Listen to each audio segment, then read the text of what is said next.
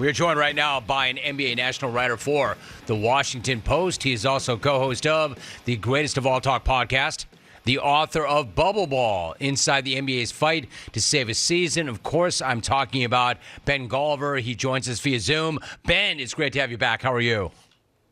It's great to be back, Jim. I'm doing excellent. Just got off the road seeing Victor Wembanyama four of his first 5 games, I should say. Just an incredible start to the season for him. And I think for the NBA in general, it's been a lot of excitement with this fresh-faced rookie down in San Antonio taking over.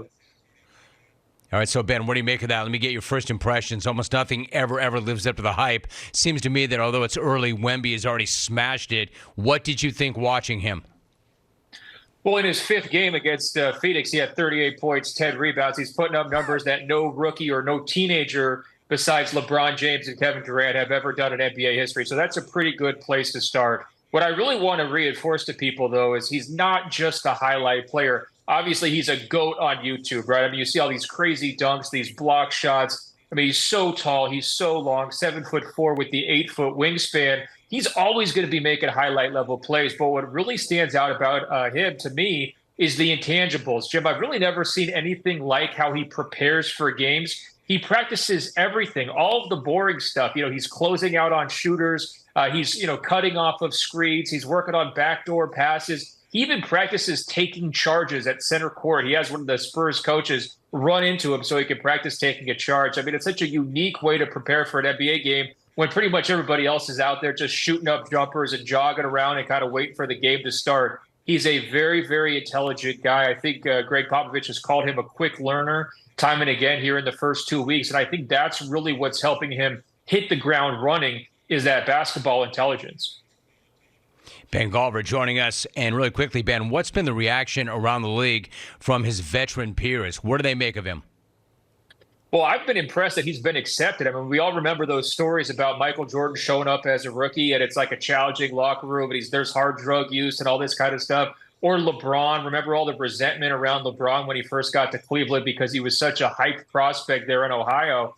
But for Wembanyama, it's been a lot of oohs and ahs, and people are trying to just adjust to how do you play against him, right? I mean, here's a player who you could just throw lobs to all day long. He can dunk over your centers with no problem.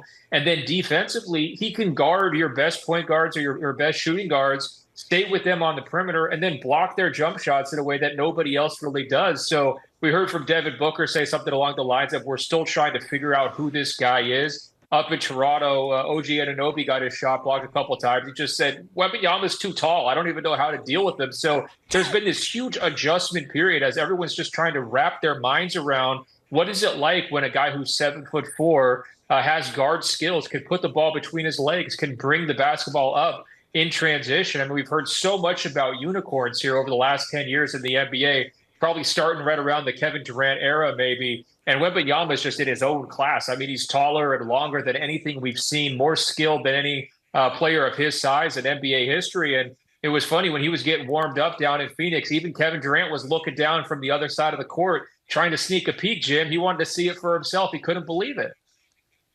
It's incredible, Ben. Like, how amazing is it that the 19-year-old is not adjusting to life in the NBA? The NBA has to adjust to the 19-year-old 5 games in. It really is amazing, especially in the era of unicorns. Ben Golliver is joining us. So, Ben, it's obviously a marathon NBA season, but not too early to form some early impressions. Let me ask you about the Bucks. Milwaukee's won 4 of their first 6. What do you make of what you've seen from their new Giannis, Damian, super team of sorts? Yeah, look, they've got some work to do. They changed their defensive scheme coming into the season. It was one of those deals where a first-year head coach and Adrian Griffin has his vision for what the defense should look like, and it was just terrible out of the gate. I mean, there's no other way to put it. They were not stopping anybody. So they've adjusted back to more of what they were doing last year with their defense, and that's having Brook Lopez stay in the paint, and that's improved a little bit for them on that end. You know it's going to take a while when you have 2 guys who have had their own teams for years and years in Giannis and Dame to kind of come together, but we've already seen some nice moments of chemistry late in games where they could take turns, they could kind of share the basketball, they could each hit some big shots and certainly get to the free throw line as well. I think that's been one of the big standout things for Milwaukee has been Damian Lillard's ability to get to the line, to make use of all the space that Giannis creates and just get himself to the rim. So I would say, Milwaukee, they haven't raced out of the gate, but they're probably happy with where they are. And certainly they know it's going to take a couple of months to bring this team together. I think that's really important when you look at Milwaukee, Boston, and Phoenix, because they made such big trades that really changed their starting lineups so late in the summer, right? Those deals didn't even get done till right before media day and training camp. You got to give those teams probably 2 months to really see who they are. Ben Golliver joining us. You mentioned the defense. I would imagine they miss Budenholzer's defense. I know they miss Drew Holiday. Speaking of Drew Holiday and the Celtics, what about that revamped roster you just referenced? The Celtics have dropped just one game so far. What do you make of what you've seen from them? Well, look, they're probably, of all the teams that made big moves this summer, they've come out of the gate the fastest. I would say Jason Tatum's looked like an early season MVP candidate. It starts with him. Jaylen Brown's had some really nice moments, but they're going to be able to get it done with spacing on offense and then a hard-nosed defense. Nobody wants to have to play against Derek White, Jaylen Brown, Jason Tatum, and Drew Holiday on the perimeter. I mean, that's the best 1-4 defense I think you're going to see anywhere in the NBA. Porzingis has hit the ground running, really providing a lot of spacing on offense. That's helped make life a little bit easier for Al Horford, who's getting up there in years. This is a team that's ready to compete for a title. I think they should be viewed right next to Denver as the top championship favorites. I think if they were to get into that finals matchup and you're getting Jokic versus Porzingis, I mean, that'd be a crazy mismatch in terms of styles of play and body types. I think that would be something to really get excited for if it comes to that. But before we get there, I mean, I think you have to look at Boston as a favorite to win this in-season tournament as well. Their only loss so far was on the road against Minnesota. Minnesota was really amped up for that game. They brought, 110% energy in that, and it still took them to overtime to put the Celtics down. So that tells you what kind of a challenge this Celtics team is. And I think Brad Stevens did a great job this summer. He really improved his starting lineup. I think he shook up the chemistry a little bit, and they're potent on both ends.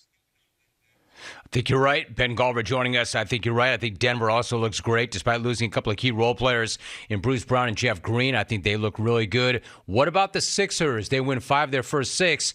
Hey, Ben, it wouldn't seem that they miss James Harden all that much. How do they look to you? Yeah, look, I think it's a case of addition by subtraction, right? Because you do lose James Harden's playmaking ability. You do lose his scoring ability. But there were so many distractions here over these last couple of months that they just look relieved and happy to move on.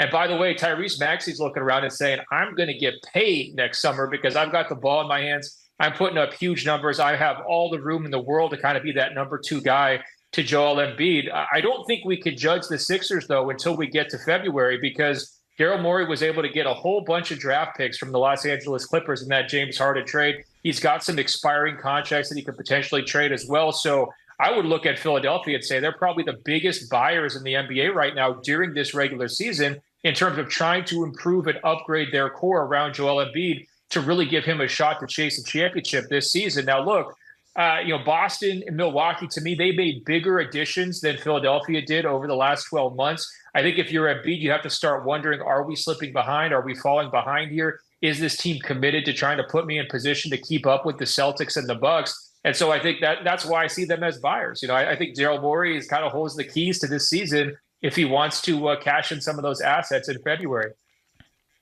He knows that too, and I think Tyrese Maxey, this is not a surprise to anybody. He's capitalizing on that opportunity. He looks awesome so far. What about James Harden with the Clippers? I know Harden wanted the Clippers, but should the Clippers have wanted him in return? For instance, are they collecting stars or are they building a roster? In other words, do you expect this to work? No, I don't. And frankly, I don't expect it to work. I think when I look at their 4 guys, they're all ball dominant. They're all like 32 years and older. They all have, some level of either fit concerns or injury concerns when it's Kawhi Leonard, Paul George, Russell Westbrook, and James Harden. And when I look at how they would play in the playoffs, someone's going to get the short end of the stick. And I think it's probably going to be Russell Westbrook. And that could be really tricky for them to manage. Now, here in the short term, I think it's all about trying to settle James Harden into the right role. You want this guy to be a number 3 scorer. You want this to be Kawhi Leonard's team. You don't want Paul George to get lost in the shuffle.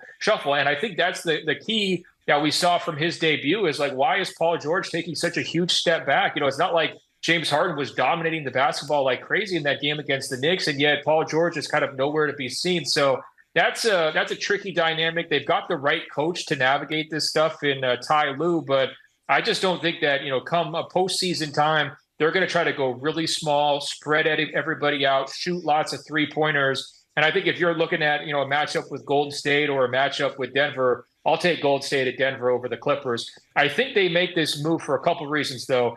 I don't think they thought they were good enough. I think they were worried about backsliding this season with their players getting a little bit older. And of course, they've got that new arena coming in Inglewood, and you get another big time, basketball star, from Southern California. That probably helps things next season as they move into that arena, assuming they're able to re-sign James Harden. So there's business reasons for doing it. I see basketball reasons for doing it. I'm just not buying it, Jim.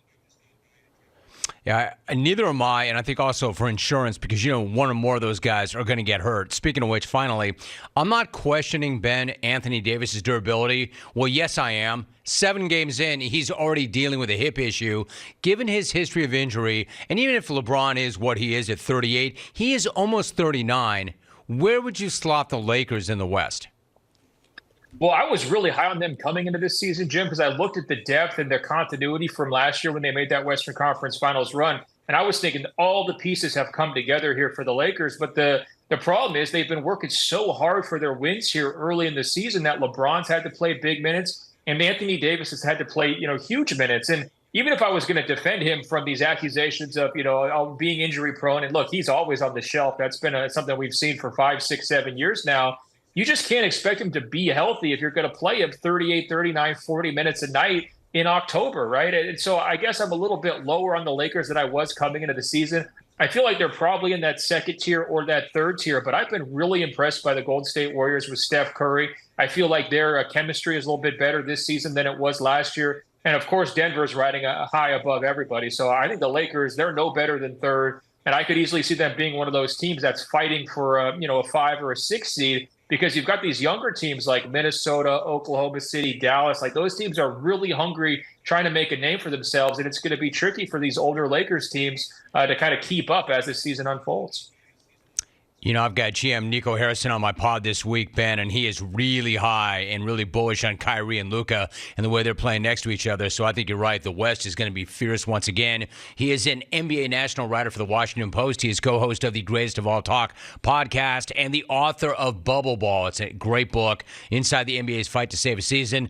Ben, great to have you back on. Appreciate you so much. Oh, my pleasure, Jim. Take care, man. Thank you so much for watching. Please like, comment, and subscribe, and hit the bell to be the first to know when we do upload a new video.